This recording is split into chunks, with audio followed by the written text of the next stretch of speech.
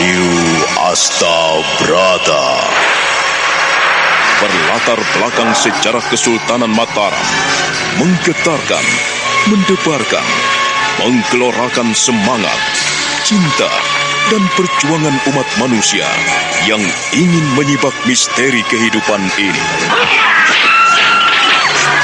Cerita ini ditulis dan diolah oleh Bu Nergis Muriono, pengarah cerita dan naskah Agung Bahrodi, ilustrasi musik Haris Sabar, teknik dan montase Jenny Mumu, dengan sutradara Ferry Fadli.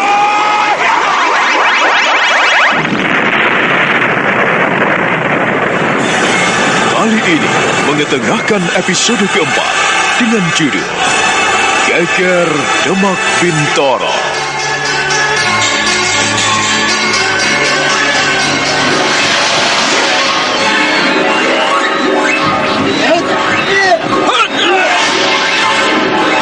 Pangeran Singosari dengan gencar menyerang Adipati Panjar yang semakin berlepotan menahan serangan-serangannya. Tangan kanannya yang telah patah dan berdarah kini tak mampu berbuat apa-apa. Dengan tangan kirinya dia memegang pedang. Dia tidak bisa bertahan. Mereka saling menyerang, namun kini Adipati Panjar dalam keadaan mengenaskan. Lehernya nyaris terbabat pedang Pangeran Singosari yang amat tajam.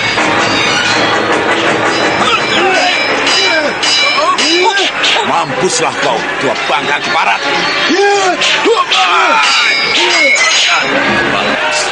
Sekarang pedangmu terlepas, dan aku tidak akan membiarkanmu lolos. Pedangku akan mengakhiri petualanganmu. Ayo, mau kemana kau? Aku benar-benar akan mengakhiri hidupmu, Adipati Panjar. Aku tidak akan pernah mengampunimu, karena kau telah membantu pemberontak. Kau Pangeran Singosari. Bunuhlah aku, jangan kau siksa aku seperti ini. Ya, aku memang akan membunuh dan aku akan mengakhiri petualangan.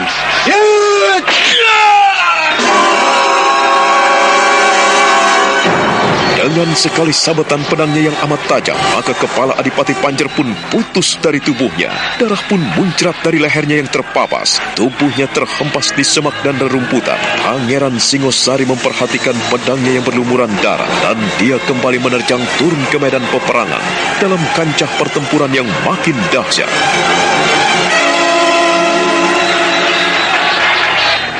Sementara itu, di tempat lain, Pangeran Purboyo menghadapi Guntur. Mereka sama-sama mengadu kekuatan. Guntur yang memiliki tubuh tinggi besar dan kekar menghadapi Pangeran Purboyo mengandalkan kecerdasan dan keterampilannya bermain pedang. Mereka saling menerjang dan saling membabatkan pedang. Kilatan-kilatan cahaya pedang sangat menyilaukan. Benturan-benturan senjata tajam itu menimbulkan percikan-percikan api yang mengerikan sekali. Pangeran Purboyo mencecar hebat, namun Guntur pun tak kalah hebat. Dia melenting, melompat, menghindar ke kanan ke kiri. Sabetan-sabetan pedang Pangeran Purboyo, bahkan pedangnya yang sangat tajam, seringkali mengenai sasaran, sehingga beberapa bagian pakaian Pangeran Purboyo robek.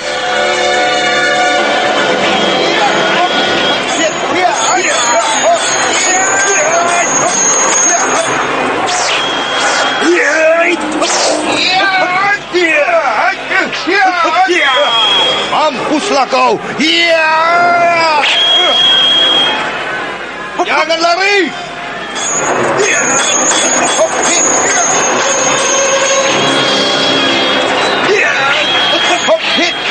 Satu sama lain ingin membunuh dan ingin menghancurkan. Tetapi kedua-duanya pendekar yang amat tangguh. Guntur dan Pangeran Purboyo saling menghantam, saling membabat. Pangeran Purboyo melakukan taktik mundur dan terus mundur, mencari tempat berlindung yang lebih baik. Sementara Guntur tidak memberikan kesempatan.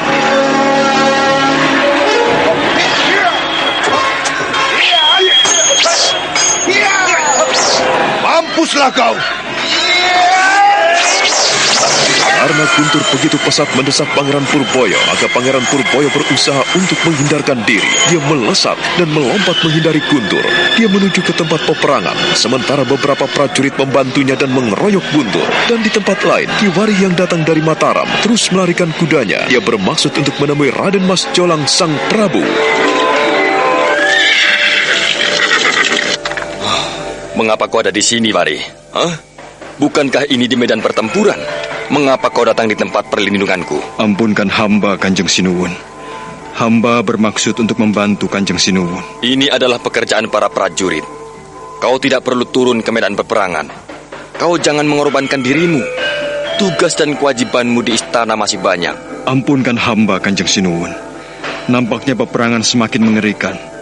Kalau hamba tinggal diam di istana, hati hamba rasanya tidak lega. Tetapi aku tidak mengizinkanmu, Wari. Ku minta kau segera kembali ke Krapyak, atau kau kembali ke istana. Aku ingin kau merancang kolam untuk buaya. Bagaimana? Apakah sudah kau kerjakan dengan baik? Ampunkan hamba, Kanjeng Sinuwun. Untuk rencana pembuatan telaga bagi buaya-buaya, semuanya sudah hamba selesaikan. Tinggal pelaksanaannya saja. Untuk itu ku minta kau segera kembali ke Mataram. Kau jangan ikut perang. Aku tidak ingin kehilangan kamu. Lekaslah kembali ke Mataram, Wari. Tapi Kanjeng Sinuwun, aku tidak ingin berbantah-bantahan kepadamu. Segeralah pergi. Aku tak ingin kau ikut berperang. Ki Warih menghaturkan sembah di hadapan Sang Prabu, lalu mundur dari hadapan Sultan Mataram itu. Dia bukan kembali ke Mataram, tetapi segera melolos akar mimang yang ia simpan di pelana kudanya. Akar mimang itu ia keluarkan dari dalam bumbung bambu. Kemudian dia mengenakannya sebagai ikat pinggang. Pada saat itu pula, sekonyong-konyong tubuh Ki Warih lenyap. Akar mimang adalah sebuah akar pohon yang dapat membuat siapapun yang memakainya menjadi orang sakti mandraguna, bisa menghilang bagaikan siluman. Jin, demit, dan setan tidak mungkin mampu melihat manusia yang sudah mengenakan akar mimang. Demikianlah, mulai saat itu, Ki Warih bukannya mengindahkan titah Sang Prabu, tetapi dia tetap berada di medan peperangan, mengamati peperangan yang makin dahsyat antara prajurit-prajurit Mataram melawan prajurit Demak Bintor. Pengecut! Kemana Purboyo? Dia ternyata tidak berani menghadapiku. Kalau saja tidak lari, kau akan mampus di tanganku. Bagaimana, Kakang? Keadaan bisa berbalik. Aku khawatir apabila kawan-kawan kita makin terdesak. Lihatlah, prajurit-prajurit Mataram semakin banyak. Kau jangan takut, Nandoko. Kita harus tetap maju. Orang-orang Mataram pengecut. Mereka tidak berani menghadapiku. Pangeran Purboyo kalau tidak lari, sudah aku bunuh. Tetapi mereka mengadakan siasat untuk mundur dan memukul, Kakang.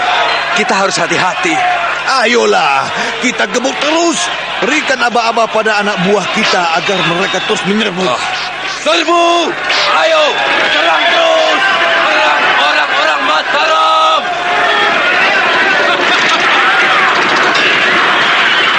Sementara itu, Patih Gending yang merasa di atas angin mencoba mencari tempat yang lapang. Dia memang dendam sekali pada Pangeran Mangkubumi. Adegan kejar-mengejar pun kini sampai di sebuah tempat yang cukup luas, di mana ada padang rumput yang dikelilingi oleh pohon-pohon yang lebat.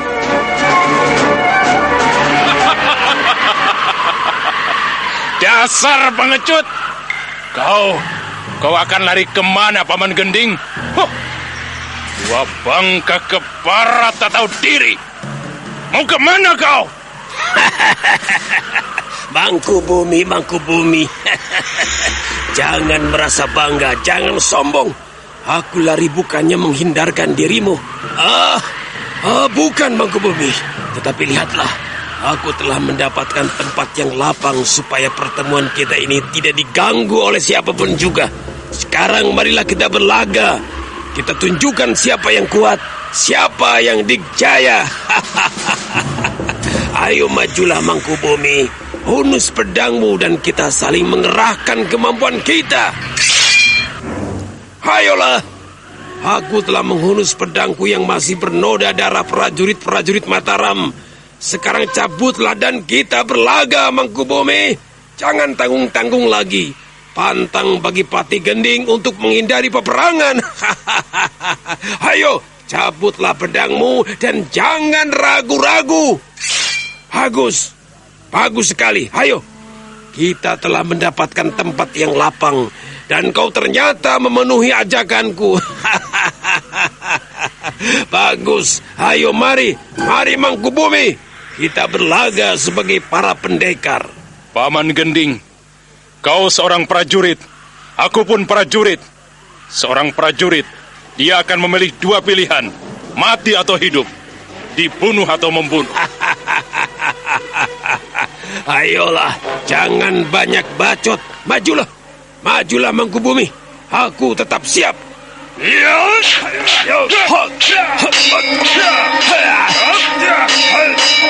Hempuslah kau!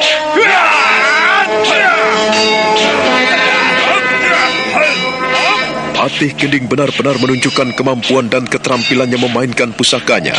Pedang di tangannya seakan-akan berubah menjadi sinar putih yang bergulung-gulung yang menyabet ke kanan ke kiri, ke atas dan ke bawah, mencecar terus menghajar Pangeran Mangkubumi yang berlepotan menahannya.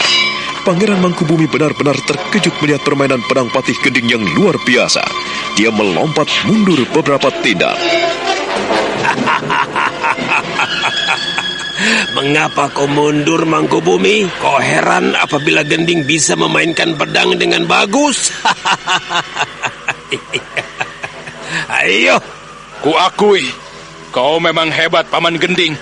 Tetapi, aku tidak akan mundur selangkah pun. Kau hanya sombong dan banyak mulut. Tidak akan mundur, tetapi kau telah melompat 3 tombak dari depanku. Ya.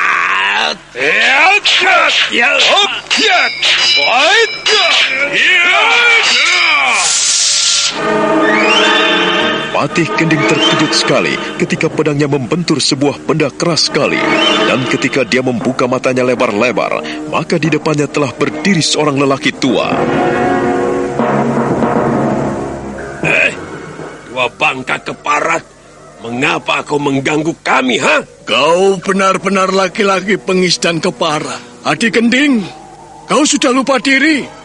Kau membela orang-orang yang salah. Kau telah melupakan amanat guru. Melupakan semua amanat guru, Adik Gending. Tayu, aku tidak suka dengan mulutmu yang lancang. Aku benar-benar jijik melihatmu. Kau sudah mulai ikut campur dengan urusan orang lain. Kau menggangguku ketika aku di Pegunungan Kendeng.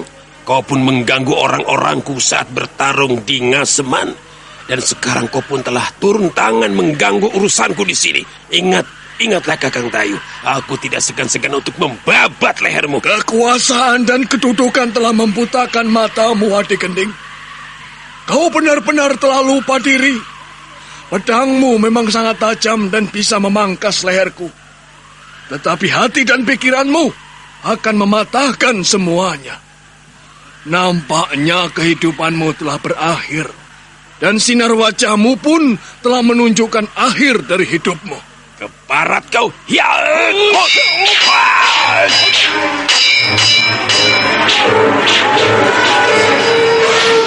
Patih Gending sudah tidak sabar lagi. Dia mengamuk dan menyabetkan pedangnya yang amat tajam. Gulungan-gulungan sinar pedangnya amat menyilaukan. Kitayu meladeninya dengan baik sekali.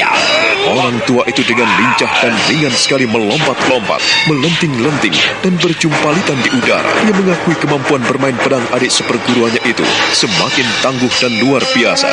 Beberapa kali sabetan pedang Patih Gending hampir membabat lehernya.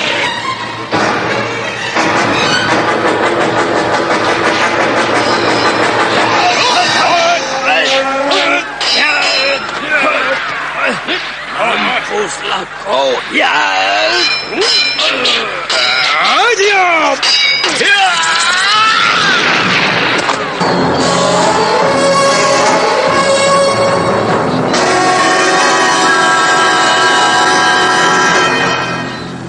Kitayu terkejut sekali ketika muncul seorang pemuda tinggi besar di depannya.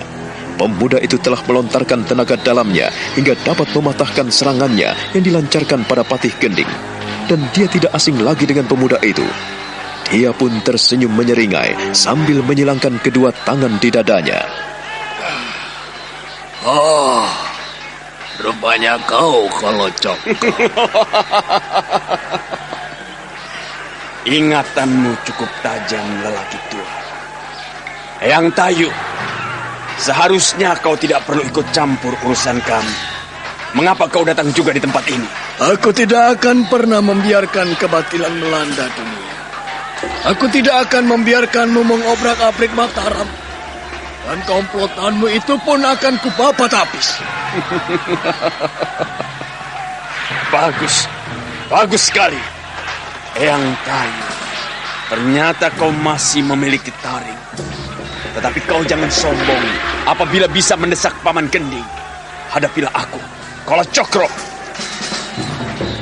Bersamaan dengan itu, Kala Cokro menyilangkan kedua tangannya di depan dada, lalu mendorongnya perlahan-lahan dan bergetar hebat. Bibirnya komat kamit mendesis-desis membaca mantra. Kitayu pun melakukan hal yang sama, dan dia meraba ujung bajunya. Dari pangkal lengannya, dia menarik sesuatu, dan muncullah benda yang amat mengerikan.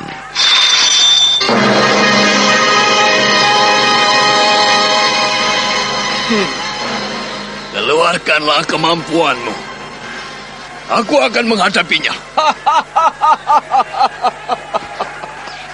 Nampaknya senjata rahasiamu itu luar biasa, Eyang Tayu. Dan aku tidak akan membiarkanmu hidup.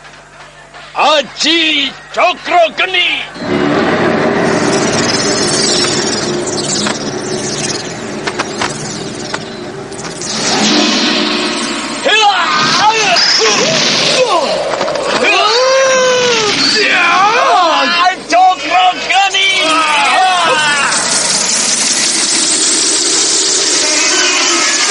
Dalam beberapa saat kemudian, terjadilah pertarungan yang hebat.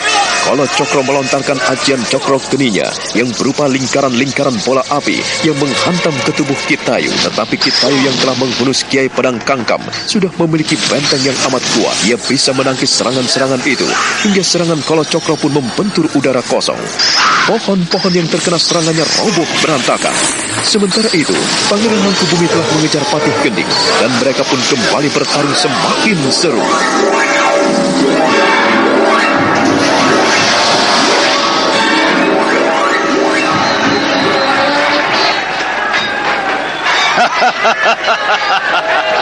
Baik, kita berhadapan lagi, Paman Gending, dan aku tidak akan pernah membiarkanmu lolos. Bagus, ternyata kau jantan sekali, Mangkubumi. Dan aku tidak takut menghadapi orang-orang sepertimu. Kalau tidak ada Kakang Tayu, kau sudah mampus di tanganku. Kau sombong sekali. Jangan mengira kau paling dikjaya, Paman Gending. Dengan pedangku ini, aku akan mengakhiri riwayatmu. Aku akan mengakhiri petualangmu di Demak Bintoro.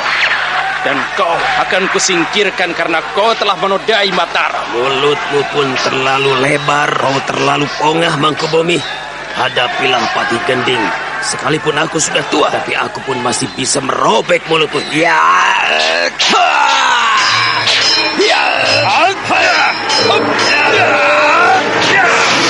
Perkelahian antara Patih Gending dan Pangeran Mangkubumi makin sengit. Mereka saling menghajar, saling menyabetkan pedang, dan benturan-benturan senjata tajam itu memercikan api yang mengerikan.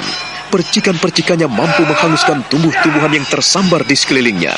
Hingga suatu saat, Pangeran Mangkubumi mendapatkan kesempatan yang indah sekali.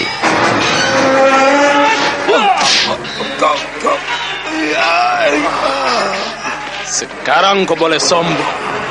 Kakimu telah robek, dan aku akan memenggal lehermu. Aku akan menggelindingkan kepalamu biar menggelinding di tanah. Penjahat negara harus mampus di tanganku.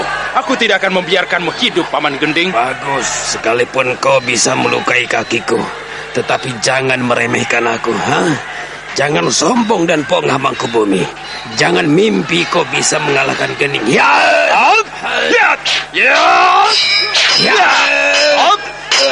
Awas kau, mampuslah kau. Setelah Pangeran Mangkubumi melompat ke udara dan menghunjamkan pedangnya ke leher Patih Gending, maka lelaki tua itu tak mampu berkutik lagi, tak mampu memengkik lagi, bahkan tak mampu menjerit lagi. Lelaki tua itu kepalanya menggeletak di tanah oleh sabetan pedang Pangeran Mangkubumi yang amat dahsyat. Pedang Pangeran Mangkubumi berlumuran darah, dan dia tancapkan di tanah, sementara kaki kirinya menginjak dada mayat Patih Gending.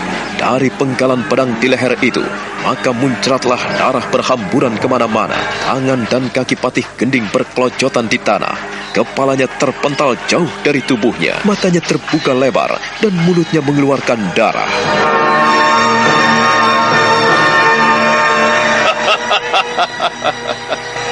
Aku tidak akan pernah membiarkan orang-orang pongah sepertimu. Selama Mangkubumi masih hidup, Mataram tidak boleh diinjak-injak oleh orang-orang pengkhianat dan pemberontak. Aku akan mengakhiri mereka. Kaulah biang kerok dari kerusuhan ini. Kaulah bajingan dan pengkhianat negara. Diberi kedudukan, tetapi kau salah gunakan. Tamatlah riwayatmu, Paman Gending. Semoga Gusti Yang Maha Agung mengampuni. Pangeran Mangkubumi menjejak dada mayat Patih Gending, dan muncratlah darah dari leher yang terputus. Sementara tak jauh dari Pangeran Mangkubumi berdiri Kolo Cokro dan Kitayu masih bertarung hebat. Mereka masing-masing ingin merupuhkan, dan mereka ingin menghancurkan satu sama lain. Kolo Cokro masih mengobrol dengan ajian-ajian cokro geninya yang mengerikan dan dahsyat sekali. Tumbuh-tumbuhan dan rerumputan yang ada di sekelilingnya telah hangus terbakar. Tetapi Kitayu bukanlah lawan tanding yang enteng. Dia masih mengamuk dengan pedang kangkamnya.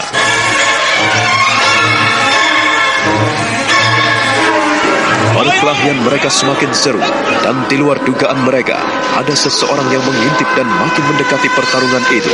Ia tak lain adalah Ki Warih yang ingin membalas dendam akan sakit hatinya pada Kolo Cokro. Ia kini bertolak pinggang, namun tak seorang pun mampu melihat kehadirannya, karena dia telah mengenakan akar mimang, yaitu sebuah akar pohon yang membuat orang sakti bagaikan siluman.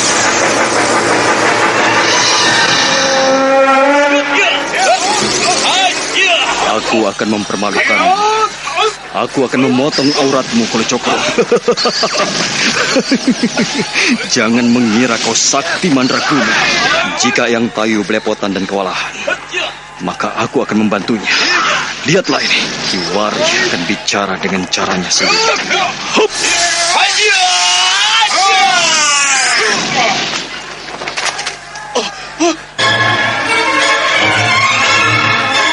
Kolo Cokro terkejut sekali ketika pakaian atasnya sobek dari atas ke bawah. Matanya melotot. Kitayu pun ikut kaget karena dia sendiri tidak merasa mencampakkan pakaian lawannya. Kitayu memperhatikan Kolo Cokro yang mulai beringas dan mengerikan. Siapa yang merobek pakaianku? Siapa? Siluman! Muncullah kau! Muncullah kau! Tampakkan dirimu! Jangan bersifat pengecut! Kau Kitayu, Yang Tayu, ternyata kau memanfaatkan siluman-siluman peliharaanmu. Kau manusia iblis. Tidak ada maling yang mengakui dirinya maling. Kau adalah bajingan yang berteriak bajingan pada orang lain. Kolo Cokro, sembarangan kau buka mulut di hadapanku. Pedang kangkam ini akan menghabisi riwayatmu. Kau terlalu sombong. Kau merasa dikdaya. Kau adikang adikung dan adik kuno. Kitayu tidak akan membiarkan orang-orang yang pongah. Kau adalah perusak tatanan hidup di bumi Mataram. Dan aku tidak akan rela apabila Mataram diinjak-injak oleh para pengkhianat dan pemberontak. Kitayu tidak akan membiarkan orang-orang sepertimu menginjak bumi Mataram.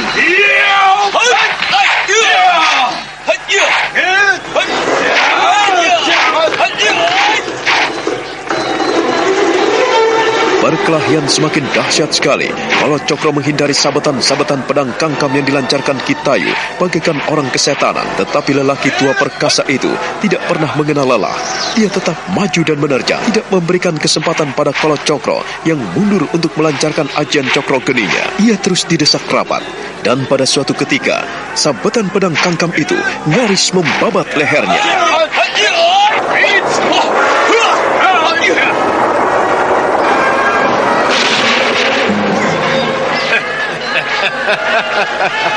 Jangan mundur, Kolo Cokro. Jangan mundur. Terimalah pusakaku ini. Biarlah ia bermandikan darah. Aku akan menyembelihmu. Aku tidak akan membiarkanmu berpongah-pongah di sini. Ayo, jangan mundur. Jangan mundur, Kolo Cokro. Kau...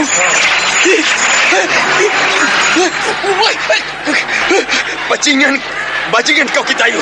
Jangan menggunakan setan dan siluman. Jangan menggunakan demit di sini. Kau telah merobek-robek pakaianku hingga aku hampir telanjang. Aku memang akan menelanjangimu, Kolo Cokro.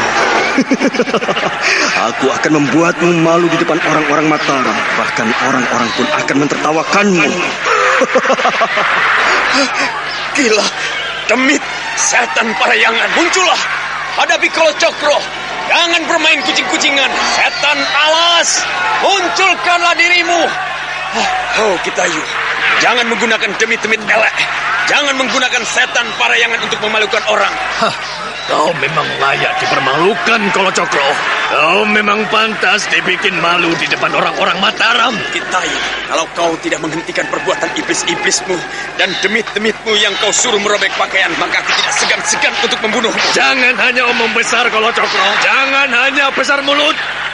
Kalau kau ingin membunuhku, ayo bunuhlah. Kitayu tidak akan pernah mundur menghadapi siapapun.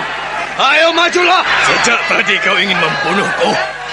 Sejak tadi kau ingin menghancurkan Kitayu. Tapi sekarang ayo. Kitayu telah membuka dada lebar-lebar. Pilih kepalaku, dadaku, atau apapun dari bagian tubuhku. Pilihlah yang empuk atau yang keras. Ayo. Aku sudah tua, Kolocokro. Aku sudah bosan untuk hidup di dunia ini. Kalau kau ingin mengambil nyawaku, aku berikan semuanya. Kitayu tidak akan pernah menyerah. Kau bersama demit-demit elek. Aku akan mengakhiri petualanganmu, Eyang Tayu. Mentang-mentang kau punya banyak siluman, lalu kau ingin mempermalukan aku. Aji Cokro Geni.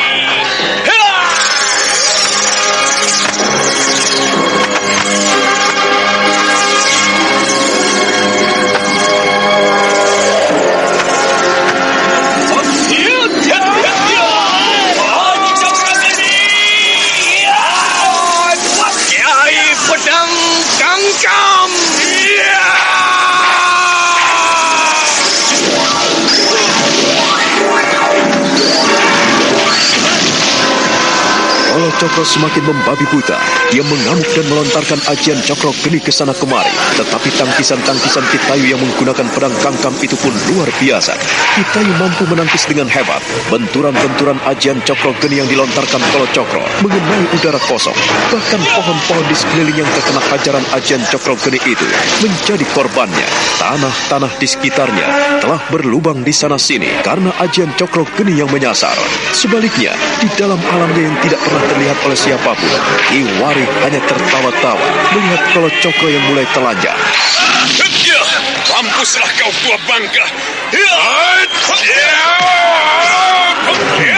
Kau akan tahu dan kau akan kupermalukan di depan seluruh prajurit Mataram, Kolocokro.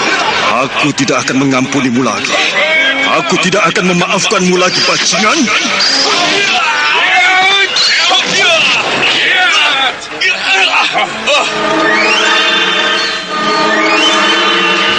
Kolocokro terkejut sekali ketika tiba-tiba seluruh pakaian yang menempel di tubuhnya kini lenyap. Seluruh pakaiannya kocak masai dan terlepas dari badannya. Kini Kolocokro dalam keadaan telanjang bulat. Dengan tangan kirinya, dia menutupi auratnya. Sementara tangan kanannya masih menyelang di dada untuk menekan ajian Cokro Geni. Kitayu terbengong-bengong. Dia juga tidak percaya apa sebetulnya yang telah dialami oleh musuhnya.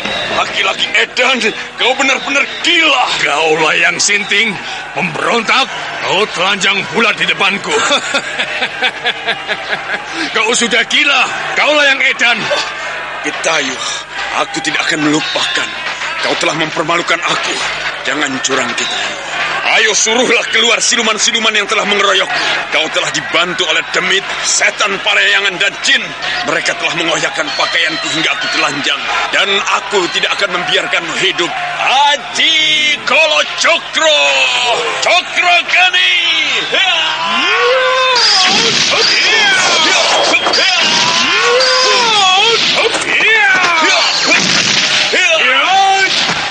Mampuslah kau.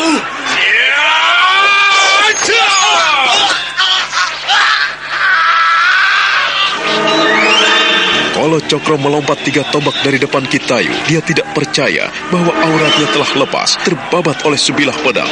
Tetapi aneh, dia tidak melihat pedang Kitayu berlumuran darah. Kitayu pun terbelalak melihat aurat Kolocokro yang terlepas dari badannya. Darah bercucuran dan muncrat ke sana kemari. Kolocokro sungguh malu dan merintih kesakitan menahan auratnya yang telah putus. Sementara itu, di alam siluman, Kiwari hanya tertawa-tawa menyeringai karena balas dendamnya kini telah terobati. Sekarang mampuslah kau. Aku telah memutuskan auratmu. Bajingan keparat yang telah menghancurkan rumah tanggaku. Kini kau akan mampus. Kini kau tidak mampu mengumbar hawa nafsumu lagi, Kalacakra. Aku telah puas membuatmu menderita seumur hidup. Kau tidak akan pernah mengganggu istri orang lagi. Selamat mengembara dengan auratmu yang buntung, Kalacakra. Kau benar-benar laki-laki bajingan. Tua bangga keparat. Kau telah memotong auratku. Kalacakra, alat kelaminmu telah putus. Pantas bisa untuk menjadi raja pelut. Tapi aneh, siapa yang telah memotong auratmu? Sedikit pun pedang kangkam tidak menyentuh tubuhmu. Seandainya menyentuh pun tidak mempan. Tetapi siapakah sebetulnya yang ada di balik semua ini? Siapa yang merobek-robek pakaianmu dan siapa yang mempermalukanmu? Kisanak, nampakkanlah dirimu. Siapakah kau sebenarnya? Kalau engkau manusia, siapakah namamu? Dan munculkanlah wujudmu. Apabila kau setan, demit atau jin perayangan, tolong nampakkanlah wujudmu di depanku. Aku sungguh tidak suka dengan permainanmu yang tidak kesatria. Kau telah ikut campur dalam pertarunganku melawan Kalacakra. Kau telah memutus auratnya dan ia pergi dari hadapanku dengan malu. Kitayu menoleh ke kanan ke kiri, melihat ke atas dan memeriksa daerah sekeliling di mana tempat dia bertarung melawan Kalacakra. Tak ada siapapun, tak ada jawaban. Yang ada hanyalah bangkai Patih Gending yang sudah kaku dengan darah yang mulai mengering. Sementara pakaian Kalacakra yang koyak dan auratnya yang terlepas tinggal di atas tanah. Dia tidak melihat seorang pun di sana. Kemudian Kitayu memeriksa pedangnya sekali lagi. Tiada noda darah. Kemudian dia melekatkan pada lengannya. Maka pusaka itu pun lenyap, menyatu dalam tubuhnya. Perlahan-lahan dia bersidakap dan menyilangkan kedua tangannya di depan dadanya. Matanya terpejam, bibirnya komat kamit membaca mantra. Di sana aku mohon nampakkanlah dirimu. Apabila kau sakti mandraguna, tunjukkanlah wadakmu kepadaku. Dan kalau kau ingin bertanding melawanku, aku pun bersedia melayanimu. Aku sungguh tidak suka dengan perbuatanmu yang pengecut. Kau telah membuat musuhku malu di depanku. Ayo, nampakkanlah dirimu apabila kau berwujud jin, setan atau perayangan. Sebutkanlah namamu dan muncullah di depanku. Aku adalah manusia biasa yang tidak berguna, Eyang Tayu. Akulah yang memotong aurat Kalacakra. Karena ia sering merusak dan menghancurkan rumah tangga orang lain. Ia sering merusak para perawan dan ia tidak tahu aturan. Aku sengaja mempermalukannya di depan. Janganlah engkau dendam kepadaku. Dan janganlah kau ingin melihat tubuhku. Kisanak, siapakah namamu? Aku ingin melihat wajahmu. Tunjukkanlah di depanku. Seandainya aku menampakkan diriku di depanmu, semuanya itu pun sia-sia, Eyang Tayu. Aku senang sekali karena masih ada orang-orang sakti mandraguna yang berhati mulia sepertimu. Aku berterima kasih kepadamu karena melihat mayat-mayat mengkhianat terkapar di depanku. Biar Mataram tidak dinodai oleh orang-orang yang najis dan haram. Kisanak, sepertinya aku mengenal suaramu. Tolong, tunjukkanlah dirimu dan munculkanlah wadakmu di depanku. Semuanya itu tiada guna, Eyang Tayu. Hanya saja satu pintaku. Semuanya ini semoga cepat berakhir karena campur tanganmu membela kebenaran dan menegakkan keadilan di bumi Mataram. Selamat tinggal, Eyang Tayu. Selamat berjuang. Kisanak, tunggu. Kisanak, tunggu. Tunggu. Oh. Wari, Wari, tunggu Wari. Sekalipun Kitayu berseru-seru di padang belantara, orang yang dipanggilnya pun telah lenyap di sana. Ki Warih meninggalkan Kitayu seorang diri. Kitayu menjadi seperti orang bingung karena seruannya yang nyaring ternyata tak diindahkan lagi.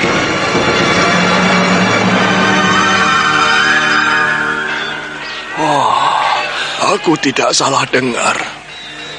Aku tidak salah dengar. Dia adalah Warih. Aku mengenal suaranya. Kakang Wulung. Benarkah dia Warih anakmu? Kurasa kau tidak pernah memiliki ilmu seperti itu. Dari mana anakmu memperolehnya? Oh, Warih. Mengapa tidak mau menemuiku? Tentu saja kau akan senang.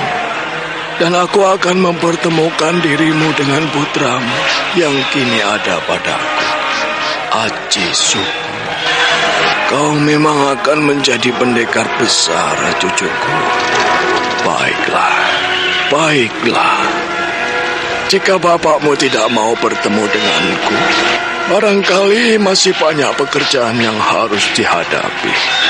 Ya, aku pun harus menghadapi bajingan-bajingan lain yang malang melintang di tengah pertempuran ini. Pertempuran panjang ini harus segera berakhir. Harus segera berakhir.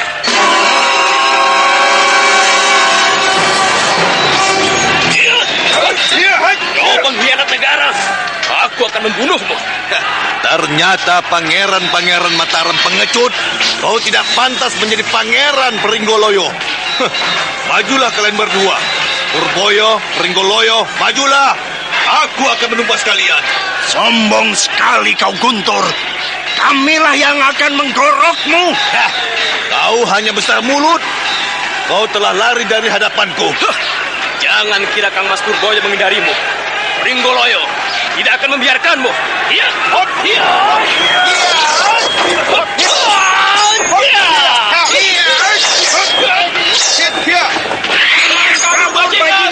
Jangan kabur, bajingan!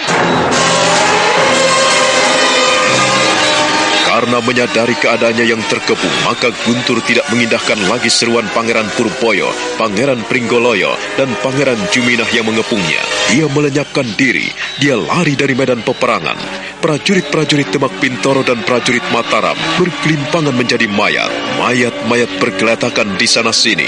Ada yang tertusuk tombak, ada yang terpisah kepalanya, ada yang tertusuk oleh mata panah, dan berbagai macam luka-luka di tubuh mereka. Beberapa ekor kuda pun nampak terluka parah dan tak mampu menggerakkan tubuhnya. Mayat-mayat bergelimpangan di sana-sini. Banjir darah melanda Demak Bintoro. Dia melarikan diri. Kita tidak perlu mengejarnya, tapi kita harus membuatnya mampus. Kita tidak akan pernah membiarkan orang-orang Demak Bintoro hidup. Kita harus tumpas habis pengkhianat-pengkhianat negara. Tidak, kita harus mengurusi yang lain. Kita harus menangkap Kang Mas Kajuron. Itulah tugas kita yang utama. Ayo, kita mencarinya. Kita mencari di mana dia sembunyi. Itu dia. Oh, Kang Mas Puger dikejar Kang Mas Joyorogo. Ayo, kita kepung. Kita kejar dia. Pangeran Purboyo, Pangeran Pringgoloyo, dan Pangeran Juminah terus mengikuti Pangeran Puger yang melarikan kudanya dengan kencang. Sementara Pangeran Joyorogo pun mengejar Pangeran Puger yang terus membalelo. Mereka bertempur terus habis-habisan di atas punggung kuda. Pertempuran makin seru ketika Pangeran Puger dikeroyok prajurit-prajurit Mataram. Mereka tidak menggunakan senjata sebab mereka menginginkan Pangeran Puger hidup-hidup. Jangan biarkan dia lolos. Topu, perketat barisan. Jangan biarkan dia meloloskan diri. Ayo, Cepat, angkat dia. Jangan biarkan dia meloloskan diri.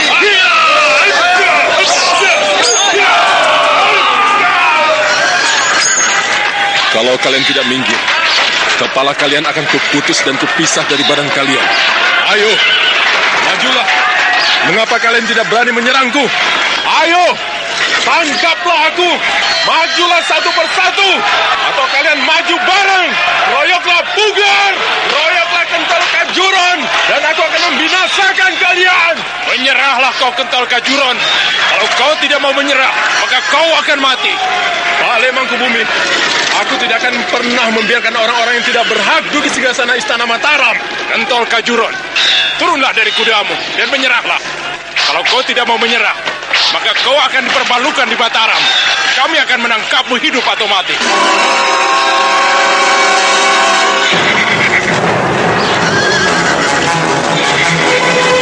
Pangeran Puger mengendalikan kudanya hingga binal sekali. Dia memain-mainkan pedangnya yang berkilat-kilat tajam dan bernoda darah. Sementara saudara-saudaranya yang lain mengepungnya. Dan para prajurit Mataram yang telah menggebuk prajurit Demak kini membantu mengepung Pangeran Puger.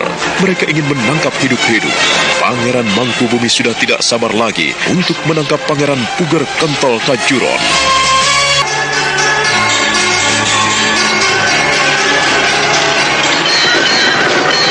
Di tengah-tengah pertempuran yang makin dahsyat dan berlangsung lama sekali antara prajurit-prajurit Mataram dan prajurit-prajurit Demak Bintoro, terjadilah pemandangan yang mengerikan. Mayat-mayat bergelimpangan di sana-sini, korban dari kedua belah pihak. Demak Bintoro banjir darah. Kuda-kuda tunggangan, kuda-kuda perang, banyak yang bergelimpangan, kaku karena tertombak dan terpangkas lehernya. Sementara itu, di tengah kegalauan yang makin mengerikan, Pangeran Puger pantang menyerah, dilindungi beberapa orang prajuritnya. Dia mengamuk dari atas kuda. Prajurit-prajurit Mataram mengepung untuk mengurungnya. Prajurit-prajurit Mataram ingin menangkap Pangeran Puger Kentol Kajuron hidup-hidup. Majulah semuanya, majulah berbarengan. Kentol Kajuron tidak akan mundur selangkah pun. Ayo, majulah semuanya. Kentol Kajuron, turunlah dari kudamu dan mundurlah. Oh, seperti orang yang tidak waras. Kalau kau tidak mau turun dari kudamu dan tidak mau menyerah pada pemerintahan Mataram, maka kami akan memaksamu. Kentol Kajuron tidak akan mundur selangkah pun sampai titik darah penghabisan.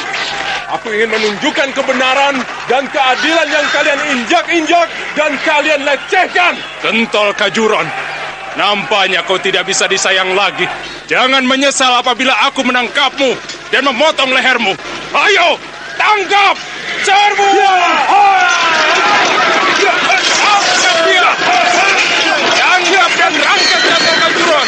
Ayo, tangkap! Ayo, jangan menggunakan senjata. Gunakan tali kembali. Nampaknya mereka kesulitan menghadapi Pangeran Puger Kentol Kajuron. Dia memiliki keterampilan memainkan pedang. Masih untung putra-putra Mataram tidak menginginkan kematian. Baiklah, aku akan membantu mereka.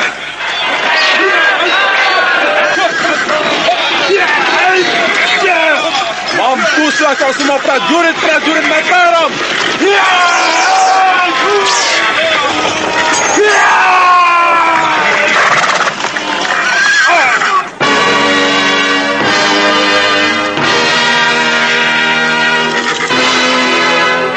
Pangeran Puger tidak tahu apa yang terjadi atas dirinya. Tiba-tiba tubuhnya melayang dari atas kuda dan dia jatuh tersungkur di tanah. Pedangnya terlepas, perisainya pun terlepas, dan kini dia terjerembab di tanah. Wajahnya penuh dengan debu tanah dan darah. Dan kini para pangeran dan prajurit Mataram telah mengepungnya. Dia tidak tahu mengapa dia tidak bisa bangkit. Seakan-akan kedua tangannya diinjak dan kakinya pun tertekan. Dia tidak mampu menggerakkan tubuhnya selain meronta-ronta dan bernapas terengah-engah.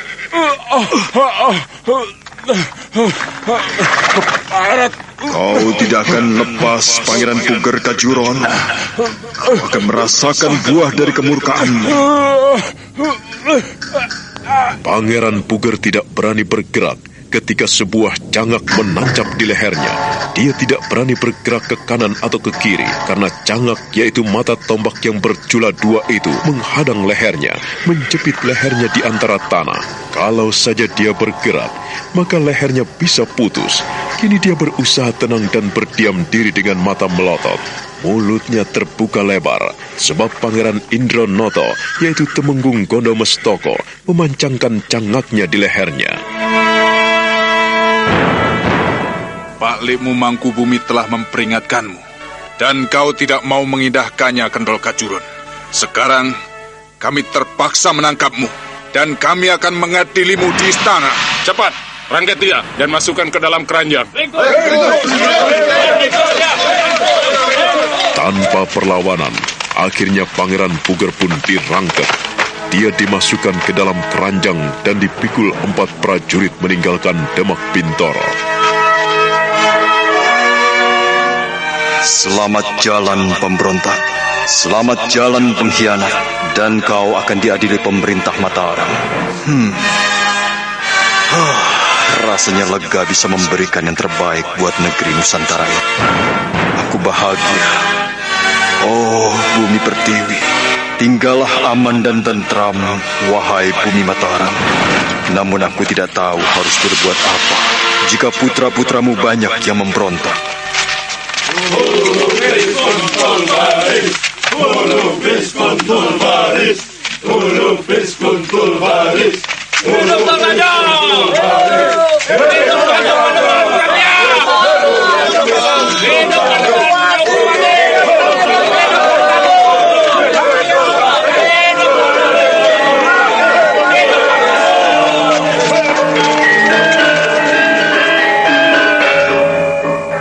Setelah Pangeran Puger dirangkep dan dimasukkan ke dalam keranjang, maka dia dipikul dan diiring ramai-ramai dibawa ke Mataram.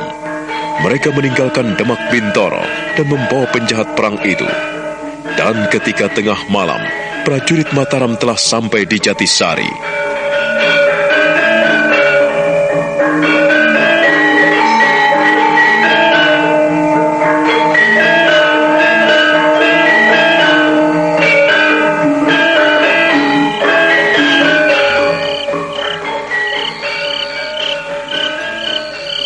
Ku minta kita istirahat di Jatisari. Di tempat ini kita bisa melepas lelah. Lalu bagaimana dengan Kang Mas Kajuron yang masih ada di dalam keranjang, Pak Lik Mangkubumi? Kita harus menunggu Angger Prabu. Kalau Angger Prabu sudah sampai di sini, barulah kita bisa melakukan sesuatu untuknya. Kasihan nasib Kang Mas Kajuron. Tidak ada yang perlu dikasihani. Dia telah melakukan sesuatu yang salah. Makar, memberontak. Pak Lik Mangkubumi, apakah Kang Mas Puger akan dihukum mati? Itu pun nanti terserah keputusan Mufti. Iya, kita telah berhasil menangkapnya hidup-hidup. Tetapi menurutku, Kang Mas Kentol Kajuron lebih baik dihukum gantung. Kita tidak boleh main hakim sendiri.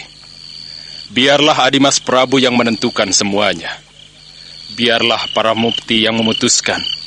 Dia dihukum mati atau dipenjarakan seumur hidup.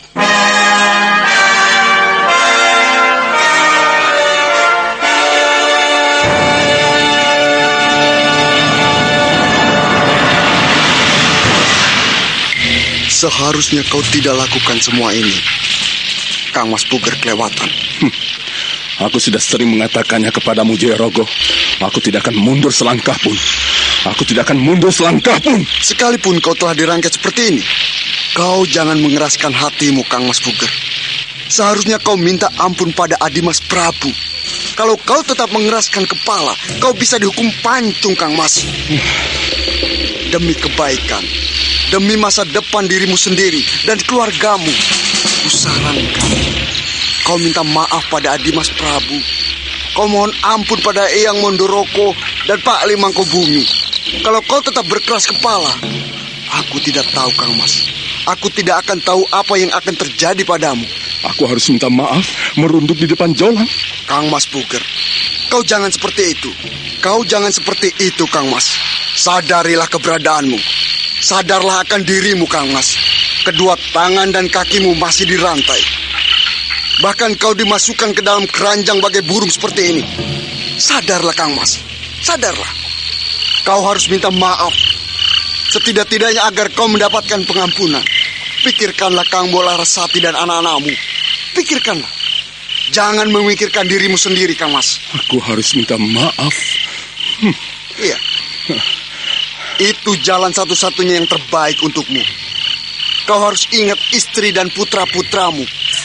Setidak-tidaknya kau bisa mendapatkan kesempatan lagi, Kang Mas. Kau masih berpihak padaku, Adimas Jayorogo? Bagaimanapun juga, aku mendengarkan isi hatimu. Aku mendengarkan keluh kesahmu, Kang Mas Puger. Jangan kau panggil aku Puger. Aku sudah tidak punya hak lagi sebagai Adipati Puger. Panggilan namaku Kentol Kajuron. Bukankah Adimas Tembogo telah menggantikan kedudukanku? Dan Adimas Kedawung juga telah membantu.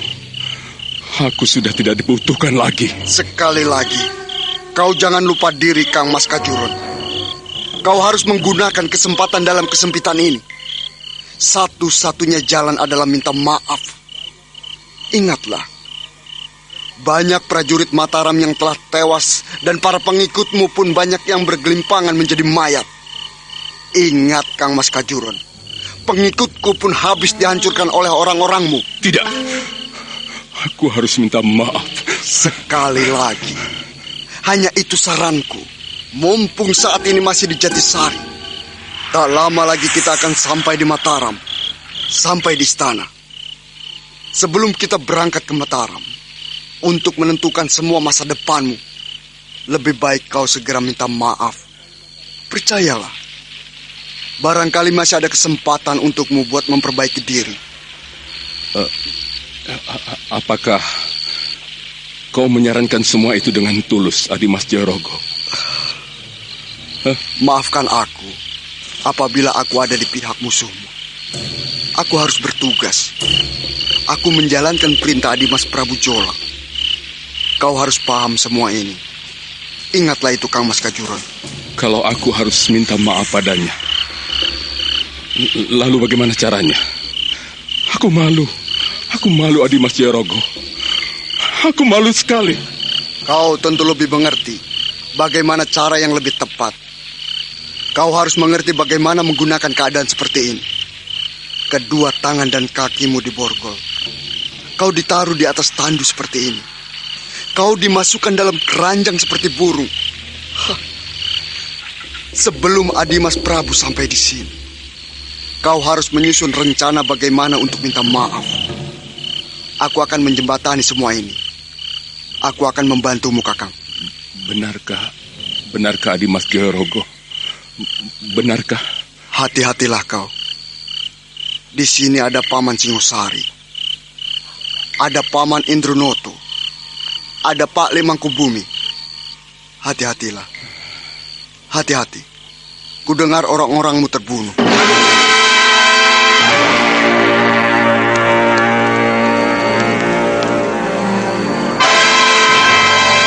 Beberapa saat Pangeran Puger Kentol Kajuron hanya diam.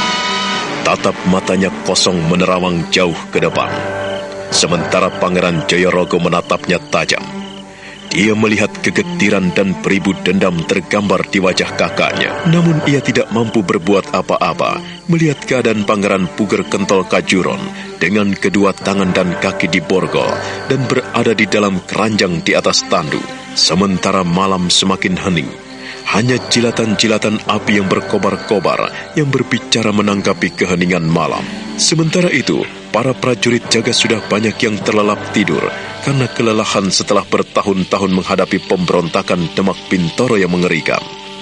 Dari kejauhan, nampak iring-iringan tandu dan rombongan berkuda.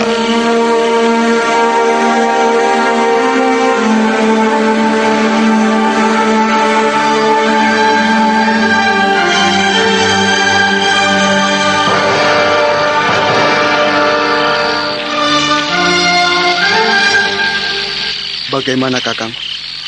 Kau sudah mendapatkan jalan keluar yang terbaik? Aku malu sekali. Mana mungkin aku minta ampun pada Adimas Jolak. Namanya aku menjilat lidahku sendiri. Itu yang bisa kuusulkan kepadamu. Kalau kau menginginkan terus hidup. Lain halnya kalau kau ingin mati seperti orang-orangmu. Kau boleh tetap berkeras kepala. Ingatlah, Kang Mas Puger.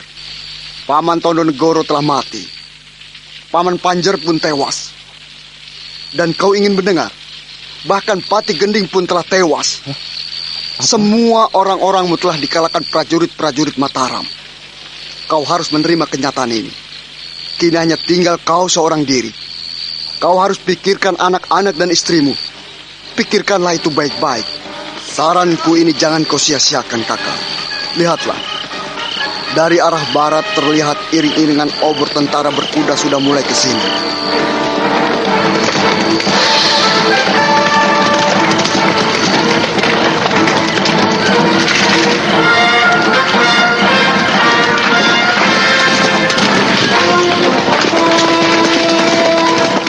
Dari arah barat dusun Jatisari, nampaklah iring-iringan obor dari ratusan prajurit Mataram. Juga nampak iring-iringan ratusan tentara berkuda yang mengiringi Sang Prabu Panembahan Nyokrawati.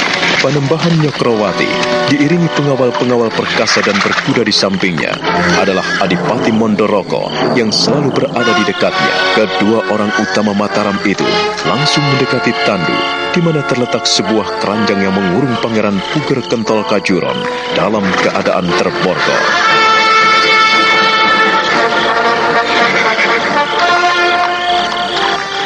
Aku tidak mengira apabila persaudaraan kita menjadi seperti ini, Kang Mas Kajuron. Dimas Prabu, aku minta maaf. Aku minta maaf atas kehilafan dan kesalahanku. Yang Mondoroko, Pale Mangkubumi, ampunilah saya. Saya mohon ampun atas segala kelancangan, kehilafan dan kesalahan saya. Saya bersedia dihukum mati. Pancunglah kepala saya untuk menebus segala dosa-dosa dan kemurtadan saya. Aku mungkin bisa memaafkanmu secara pribadi, Kang Mas Kajuron. Tetapi aku tidak tahu bagaimana para mufti memutuskan kesalahanmu. Dimas Prabu, demi Yang Maha Kuasa, demi langit dan bumi, aku minta maaf kepadamu. Mohon kau sudi mengampuni segala dosa dan kesalahanku. Ampunilah aku, Adimas Prabu. Ampunilah aku, Eyang Mondoroko. Pale Mangkubumi, ampunilah kesalahan dan kehilafan saya. Kesalahanmu terlalu besar. Kesalahanmu terlalu besar, Kentol Kajuron. Kau pantas untuk dihukum mati. Tiang gantungan telah menanti di alun-alun Mataram. Kami tidak akan pernah memaafkanmu. Pale Mangkubumi, Eyang Mondoroko, Dimas Prabu, ampunilah kesalahan saya. Ampunilah saya. Tetapi kalau memang Adimas Prabu menginginkan kematian saya, bunuhlah saya sekarang juga. Jangan mempermalukan aku di depan Kawulo Mataram. Bagaimana nanti sanak dan keluargaku, istriku, dan anak-anakku apabila mendengar berita ayahnya digantung dan dipancung di alun-alun Mataram? Sungguh menyedihkan sekali, Adimas Prabu. Ampunilah saya.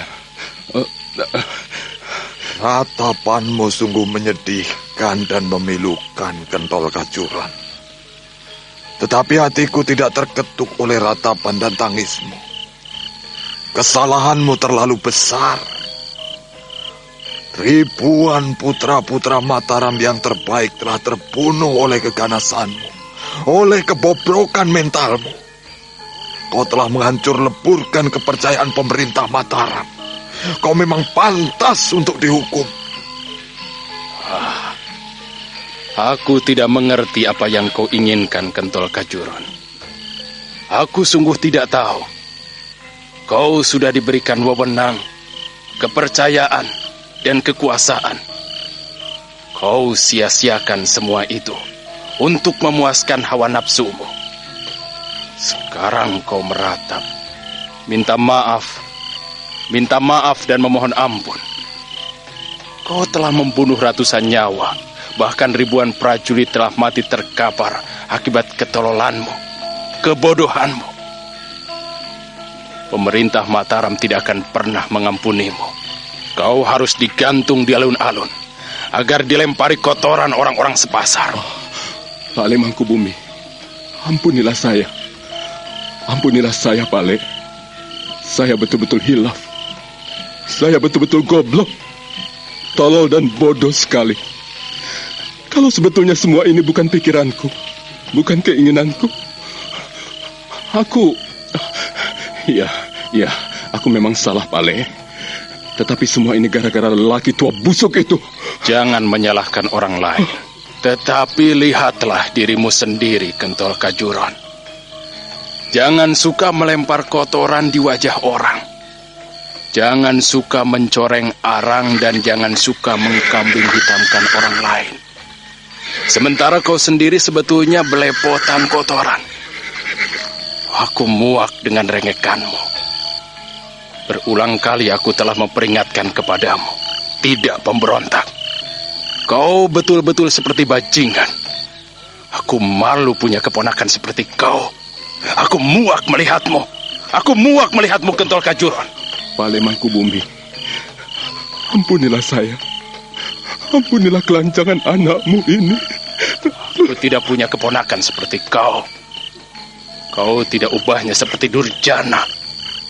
Kau seperti maling yang tidak punya otak. Karena kau, mulutku menjadi berdosa. Kau benar-benar memuakkan. Kau membuat darahku panas dan menggelegak. Tunggu, Pak Li.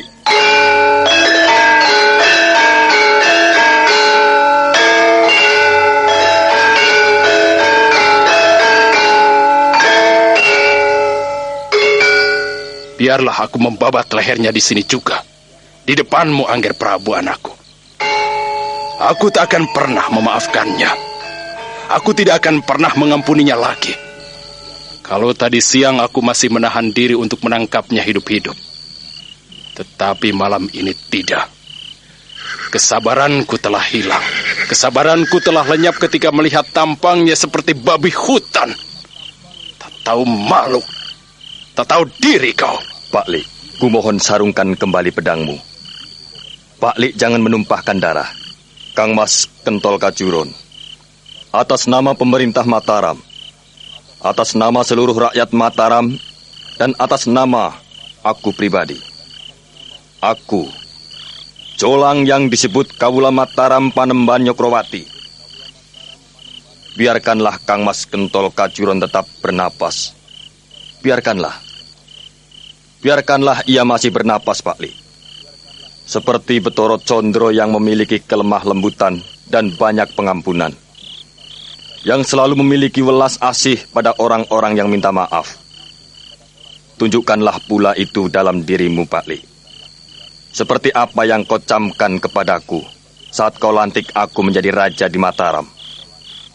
Maafkan aku, Pak Li. Aku berbicara sebagai raja. Tetapi maafkan aku apabila aku tidak mengizinkan keinginanmu mengakhiri hidup Kang Mas Kentol Kajuron. Oh, baiklah, Kentol Kajuron. Kali ini napasmu masih panjang. Kau untung punya adik yang bijaksana seperti Betoro Condro. Kalau kau tidak memiliki adik seperti Betoro Condro yang bertahta di singgasana Mataram ini, aku tidak tahu di mana nasibmu dan di mana nyawamu. Angger Prabu, cucuku. Lalu apa yang kau inginkan dengan penjahat perang seperti Kang Masmu ini? Apa yang patut dilakukan untuknya kalau Pak Likmu tidak kau izinkan memangkas lehernya? Maafkan saya, Eyang Mondoroko. Kang Mas Kentol Kajuron punya anak dan punya istri. Kali ini aku memaafkannya karena ia meminta maaf pada kita. Memaafkannya? Iya. Maafkan saya, Eyang Mondoroko. Kita harus memaafkan kelancangan dan kekhilafan Kang Mas Kentol Kajuron. Di depan kita ia telah dipermalukan dengan kedua tangan dan kakinya yang diborgol dan dimasukkan keranjang seperti itu. Diusung di atas tandu.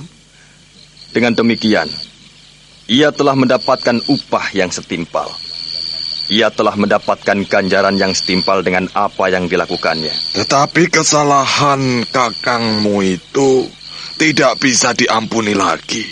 Tidak bisa dimaafkan, Ger Prabu, cucuku. Iya, Eyang benar. Pak Lik Mangkubumi pun betul. Seperti Betoro Yamadipati yang selalu menghukum mati bagi orang-orang yang bersalah. Tetapi biarlah, saat ini Betoro Condro yang bicara untuk memberikan pengampunan. Karena aku menyadari setiap orang memiliki kelemahan dan kekurangan. Aku memaafkannya. seluruh rakyat Mataram dan atas nama pemerintah Mataram, aku, Panembahan Nyokrowati, Sultan di Mataram, kalau memang aku masih dipercaya sebagai raja, maka biarkanlah ku berikan pengampunan pada Kang Mas Puger.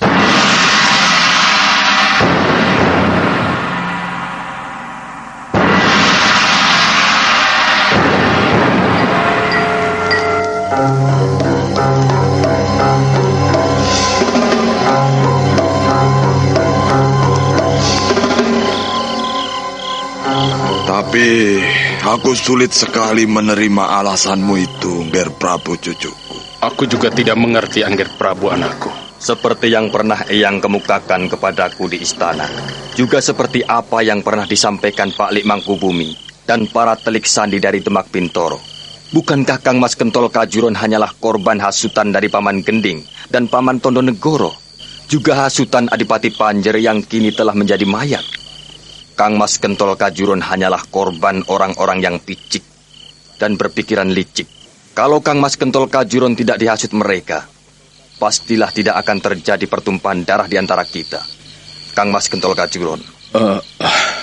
Adi Mas Prabu, terima kasih atas segala kebijaksanaanmu. Kau benar. Memang aku selalu dihasut siang dan malam oleh Paman Gending. Aku tidak suka mendengarkan suaramu, Kentol Kajuron.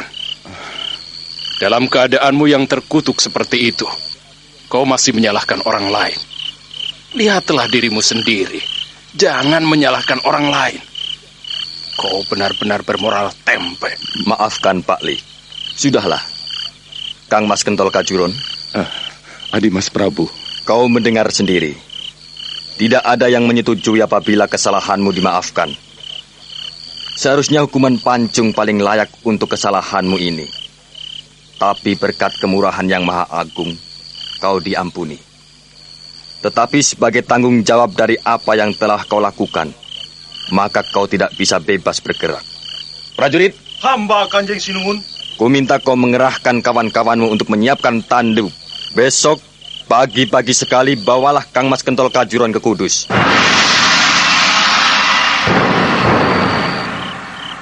Ku minta Paman Singosari, Paman Indronoto mengawasi semua ini. Aku tidak ingin mendengar Kang Mas Kentol Kajuron celaka di perjalanan. Sebagai hukuman dari apa yang telah dilakukan Kang Mas Kentol Kajuron, maka untuk selama-lamanya Kang Mas Kentol Kajuron dalam pengawasan pemerintah Mataram. Dan sebagai tanggung jawabnya, saya serahkan sepenuhnya pada Paman Indronoto.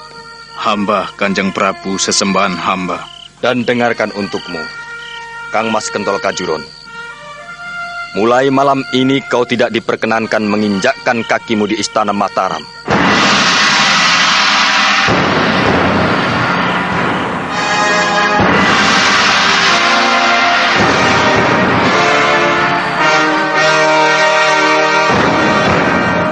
Suasana menjadi hening mencekam. Mendengarkan keputusan Raden Mas Jolang Sang Prabu, Pangeran Puger yang ada di dalam kurungan menundukkan kepala. Matanya berkaca-kaca, bibirnya bergetar hebat. Dia mencuri pandang pada orang-orang yang pernah dekat dengannya, seluruh adik-adiknya dan Adipati Mondoroko yang melihatnya dengan sinis, serta Pangeran Mangkubumi yang mencibir dingin padanya. Kemudian dia berusaha mengangkat dagu dan mencuri pandang pada Sang Prabu.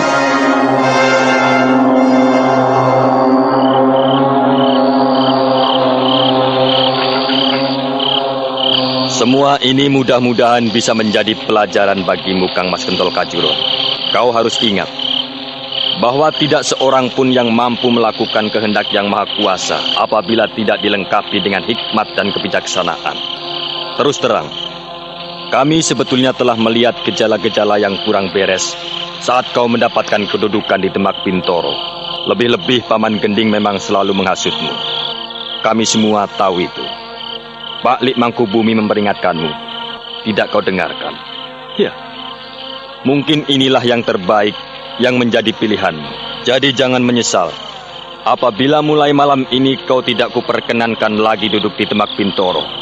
Besok pagi, kau, anak-anak dan istrimu akan diantarkan prajurit-prajurit Mataram disertai Paman Singosari dan Paman Gotomestoko menuju ke Kudus. Kuberikan tempat untukmu di sebelah utara candi. Kau tidak boleh pergi kemana-mana. Kau hanya boleh meninggalkan Kudus hanya sampai di Pati dan Tanjung.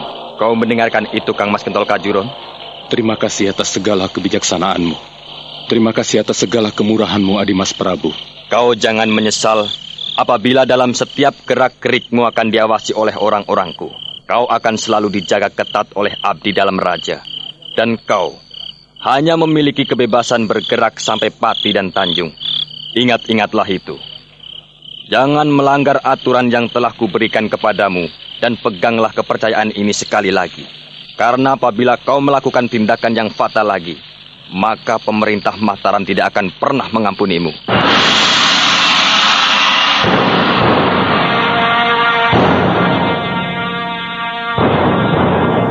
Maka demikianlah, setelah diputuskan, Pangeran Puger Kentol Kajuron diusir dari Demak Bintoro. Maka pada pagi harinya, digotong di atas tandu dan diiringi oleh ratusan prajurit, Pangeran Puger Kentol Kajuron dibawa ke Demak untuk menjemput anak-anak dan istrinya. Mulai saat itu pula, Pangeran Kentol Kajuron harus tinggal di sebelah utara Candi Kudus. Setelah pengasingan yang dijatuhkan pada Pangeran Puger Kentol Kajuron, maka beberapa hari setelah menghentikan pemberontakan Demak Bintoro, Sang Prabu mengadakan Paseban Agung di Siti Inggil Istana Mataram. Seluruh pembesar Istana Mataram telah hadir di Siti Inggil. Demikian juga para putra Mataram yang telah berjuang mempertahankan keberadaan Mataram. Sang Prabu duduk di singgasana, Eyang Mondoroko duduk di sebelah kanan raja, dan Pangeran Mangkubumi duduk di sebelah kiri. Sedangkan putra-putra Senopati ada yang duduk berbanjar di samping kanan dan kiri Sang Prabu. Ibu Suri duduk tak jauh dari Sang Prabu, di dekat Eyang Mondoroko. Dan para pembesar duduk berbanjar di Siti Inggil. Para Hulu Balang dan Manggoloyudo, para Tumenggung, Adipati, dan perwira-perwira prajurit, semuanya telah hadir di Paseban Agung.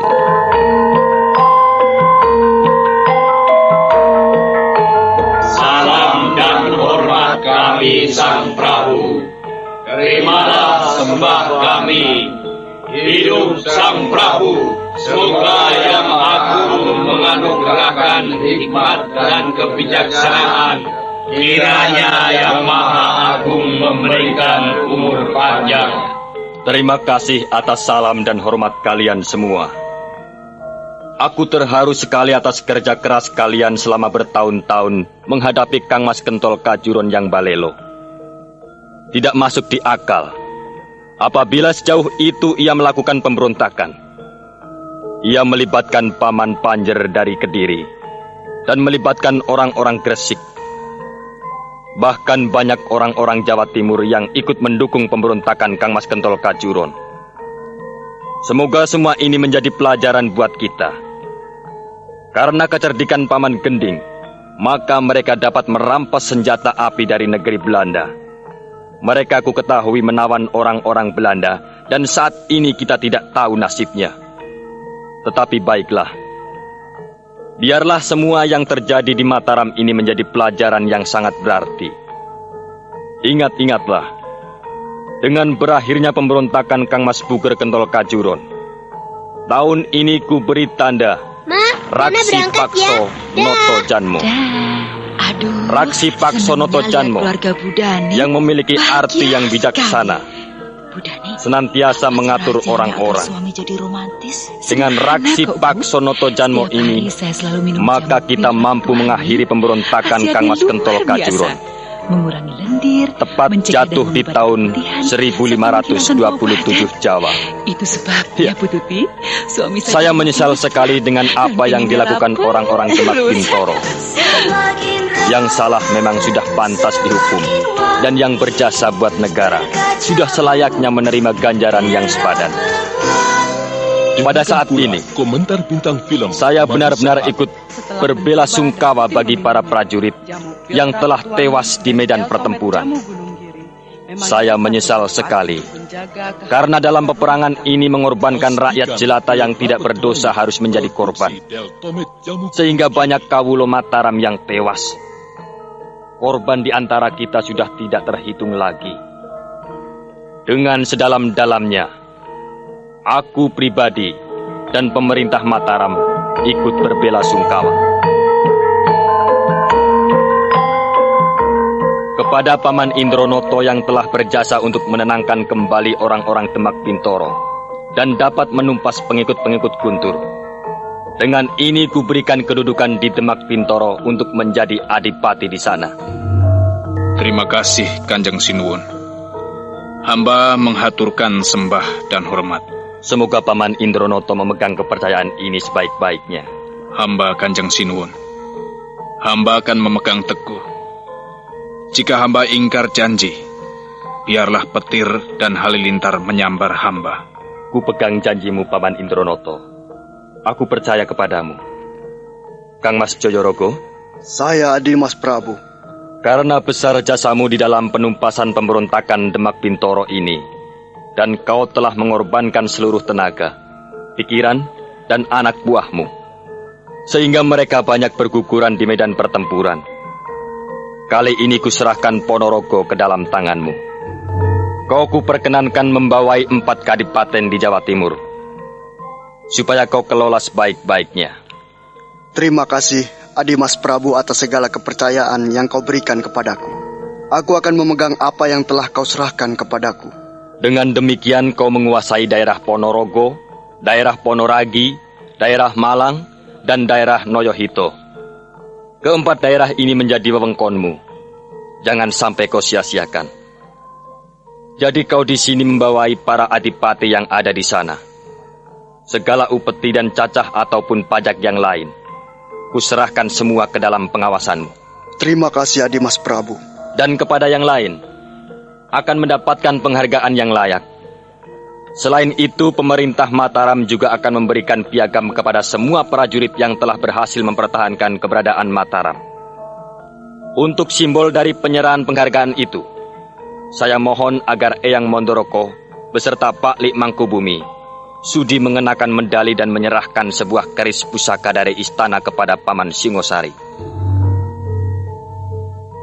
Pangeran Singosari menghaturkan sembah di depan Sang Prabu.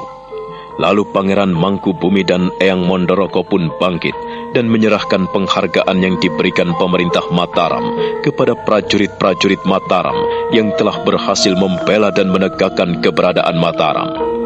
Semua yang hadir menjadi lega, karena perhatian Sang Prabu tercurahkan sepenuhnya pada kesejahteraan Kawula Mataram.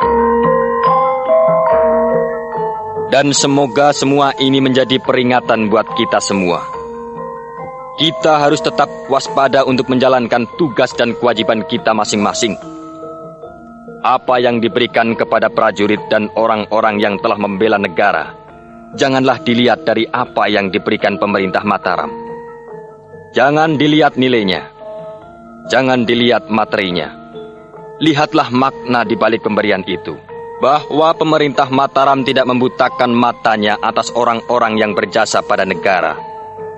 Saya menyesal sekali jika orang seperti Kang Mas Kentol Kajuron bisa membuat keonaran dan membuat penderitaan panjang bagi Kawulo Mataram.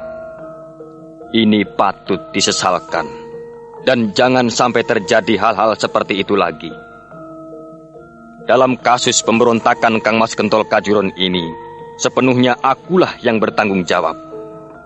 Aku merasa gagal karena bertahun-tahun baru bisa mengakhirinya. Saya mohon pada Pak Lik Mangkubumi dan semua Manggolo Yudo agar menangkap orang-orang yang masih menjadi buronan. Silahkan Kang Mas Purboyo. Saya Adimas. Banyak pengikut Kang Mas Kentol Kajuron yang belum tertangkap. Di antaranya adalah Kolo Cokro, Nandoko, dan Guntur. Mereka adalah orang-orang yang kuat. Karena aku hampir mati karenanya. Aku tidak bisa menangkapnya. Bahkan kami telah mengeroyoknya. Dan saya berjanji akan tetap mengejar mereka. Terima kasih Kang Mas Purboyo. Apabila memang demikian halnya, maka mulai saat ini mereka menjadi buron. Suasana Paseban Agung menjadi hening dan sunyi sekali.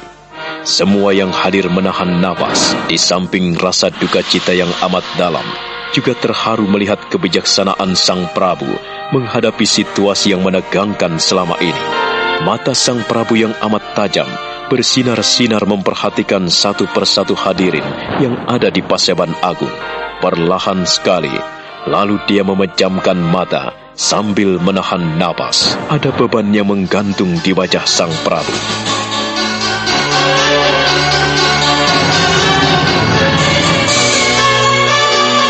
Nah, apakah yang akan dilakukan oleh Sang Prabu Panembahan Nyokrawati selanjutnya?